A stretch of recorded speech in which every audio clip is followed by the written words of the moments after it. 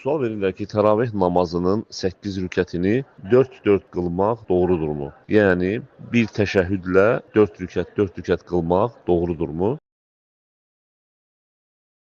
Cavab belədir ki, təravih namazını 4 rükət qılmaq, yəni bir təşəhhüdlə 4 rükət qılmaq Peyğəmbərimiz sallallahu aleyhi və səlləmin sünnəsinə uyğun deyil. Çünki Peyğəmbərimiz sallallahu aleyhi və səlləm bu şəkildə qılmayıb təravih namazlarını. Hədislərdə rəvayət olunur ki, Peyğəmbərimiz sallallahu aleyhi və səlləm demişdir, gecə namazı 2 rükətdir. Və Peyğəmbərimiz sallallahu aleyhi və səlləm özü bəzən təravih namazını tək sayda, yəni 3-ünü bir təşəhhüdlə, 5-ini bir təşəhhüdlə, bəzən 7-sini bir təşəhhüdlə qılmışdır. Lakin 4-4 bu şəkildə qılmamışdır. Ona görə də ən sünnəyə uyğun olan, ən əfsəl olan təravih namazını 2 rükət qılıb sonda vitrlə tamamlamaqdır.